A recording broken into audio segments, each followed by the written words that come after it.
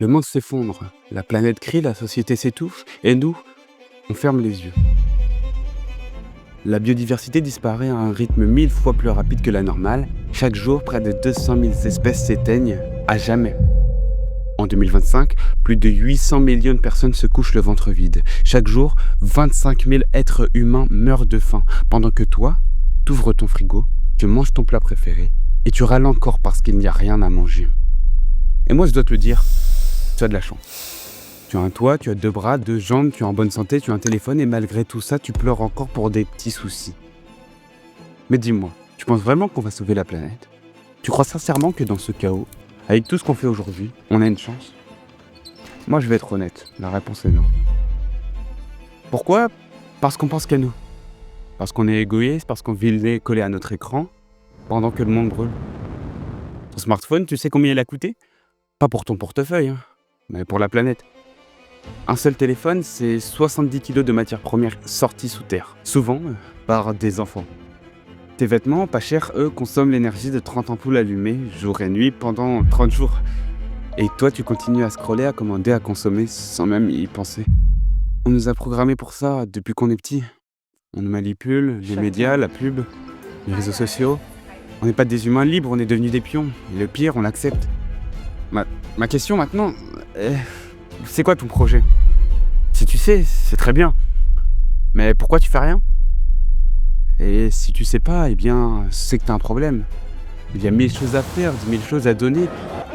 Et tu sais même pas ce que tu veux faire de ta vie. Mais personne t'en veut. Tu sais pourquoi? Parce que ton destin n'appartient qu'à toi. Voilà pourquoi tout le monde s'en fiche. Mais il y a une solution.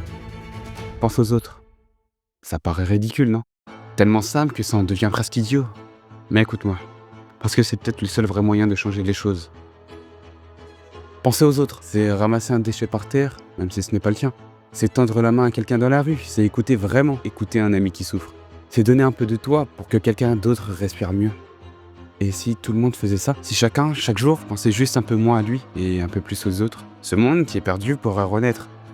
Je vais te raconter une histoire. Louis, un enfant placé au foyer, a rencontré un sans-abri. Cet homme avait tout perdu, sa famille, son travail et ses enfants. Louis lui demanda « Comment tu fais pour supporter tout ça ?»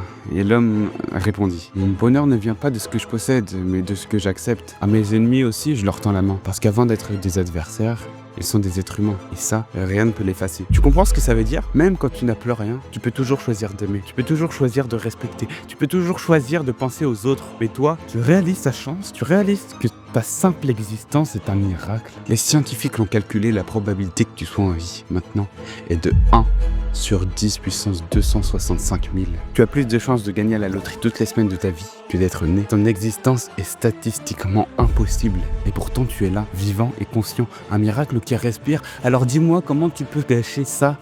Comment tu peux perdre ta vie à scroller, à fuir, à dormir, à ne rien faire alors que tu as une chance sur un nombre inimaginable d'exister? Oui, le monde est brisé. Il y a des guerres, des injustices, des inégalités. Mais tu as le choix chaque jour de penser un peu moins à toi et un peu plus aux autres. Parce que c'est ça la vraie révolution. Pas les armes, pas l'argent, pas la politique. La vraie révolution, c'est l'empathie. Et si quelqu'un décidait de jouer ce jeu-là, alors peut-être que l'histoire ne finirait pas comme tu le crois.